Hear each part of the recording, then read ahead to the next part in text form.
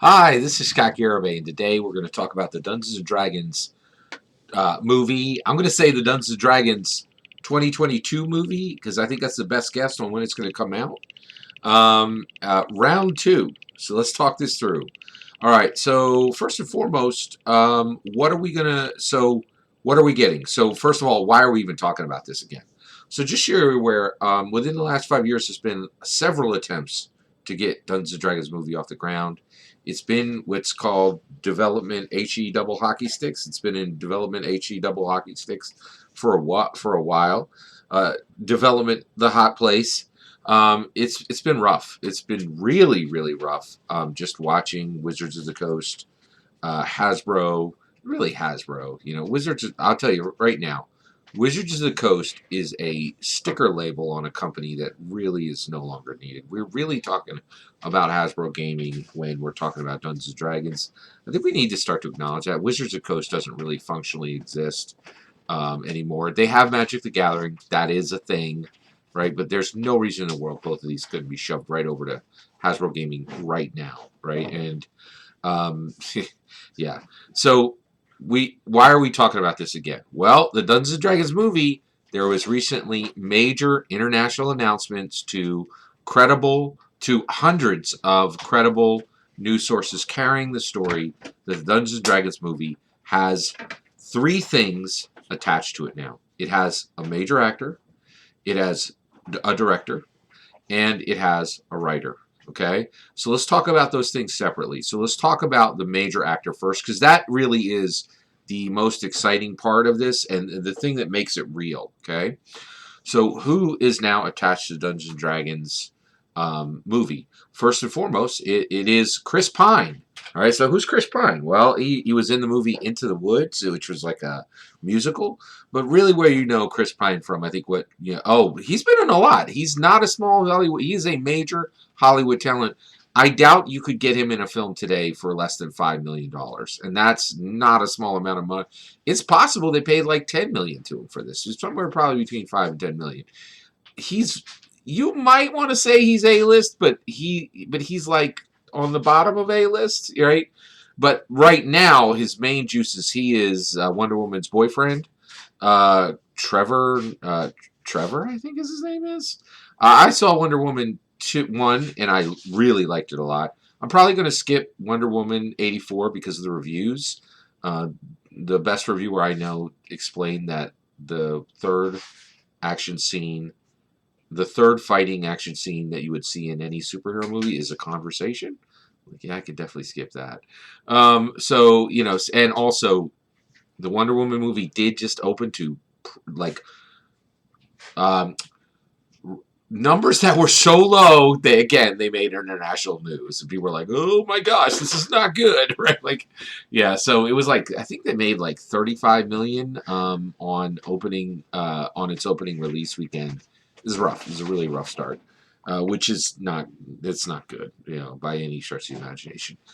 Now the other thing is Chris Pine was in the new Star Trek reboot, which just crapped out. Right now, it's totally okay that the Star Trek reboot crapped out because it got 3 or 4 movies. Right, it got at least 3 movies, which is a trilogy. Nobody needs to walk away ashamed, at that point. And he played Captain Kirk. This is not small potatoes. Chris Pine is a major actor, and we're very incredibly excited to have Chris Pine in the film. I think he's great. Who is he going to play? He's going to play question mark wizard. Is he going to play a human? We don't know. That hasn't been announced, right? Is he going to be an ASMR? Is he going to be, if you get Chris Pine, you're not putting him in a bunch of makeup, right? And I almost certainly don't think they're going to make Chris Dwarf. No way. He just doesn't have the bill for it. Elf, no, because I just don't. You're not going to have it. They're not going to put ears on this guy. Like it's Chris Pine. It's not going to happen. You could cast him. So these are the heritage D&D heritages that Chris Pine could fit into. You could have a Chris Pine as an ASMR, and you could have Chris Pine maybe as a half elf. That's possible. So he's either going to be a human or an ASMR or or a half-elf wizard, and he's going to be a wizard. Now, there is some very good news with Chris Pine when we talk about Chris Pine, and what's exciting about Chris Pine. Well, one, his age. His age is fantastic. I think he's maybe in his 40s, right? But what's awesome is if you have, so one, I I know a lot of people are going to push back on this, but the reality is, I truly believe Dungeons and Dragons has the potential to be as big as Star Wars, as big as Lord of the Rings, as big as Marvel. It really does, and I think and our game is Dungeons and Dragons, the life element that is Dungeons and Dragons, is massively misunderstood. It's massively undervalued. It doesn't have a great business model. It doesn't. It struggles with a lot of problems, right? The brand, but the reality is, it's American Tolkien, and man, there's nothing better than that, right? Everybody loves Lord of the Rings, and everybody loves America, right? And if you're like, oh, Scott, everybody loves lots of stuff. Hey, listen, American Hollywood makes more than all the other countries in the world by combined, probably by double or triple, right? Like, American films are a thing. Like, it is not like, this isn't just me like spouting off here. Like, what's your favorite, French movie? I don't know. Nor do you, right? Like, yeah. So American films are definitely a force du jour, right? I know I just used a French term there. All right. So so Chris Pine, he's coming in his 40s, right? And he's going to serve as the Downey Jr. He's going to serve as the Robert Downey Jr., right? He can serve as the Robert Downey Jr. He's got 30 years of films in him, right? Which is great, because that means we can have a trilogy. We can have a prequel trilogy. We can have a sequel trilogy, right? And the reason why is American Dungeons and Dragons, it is a load-bearing IP. It can get there. But we need that Kevin Feige action. We need somebody to solidify this thing and move it forward.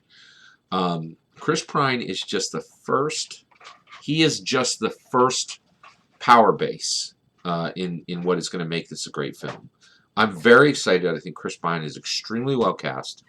Also, I'm very excited because what's the value of Chris Pine, right? What are we going to get for bringing him in, right? Well, the biggest thing is, it just tells the rest of Hollywood this is a real movie, right? Like, we got a real American star here. Not, this is, we're writing a check for 5 to 10 million on day one, right? And that's huge. That's really big. That tells other people that they can come in and do additional things with this. And I think that's really, really good. That's incredibly exciting. I'm excited about it. I hope you're excited about it. Dungeons and Dragons movie 2022. That's just my year I'm putting on it. It might be 2023. Round 2. Dungeons and Dragons movie 2000 was an epic failure. A horrible epic failure. It embarrassed, the life element that is Dungeons and Dragons. It embarrassed everybody connected to it, and this is round 2. We're really hoping for a huge, we're hoping to knock it out of the park with this. That is very, very good, and I'm very excited about that. What do you think? Do you think Chris Pine is a good pick? Who else would you like to see cast in this movie? Let me know in the comments below. Please consider liking and subscribing, and have a wonderful millennium.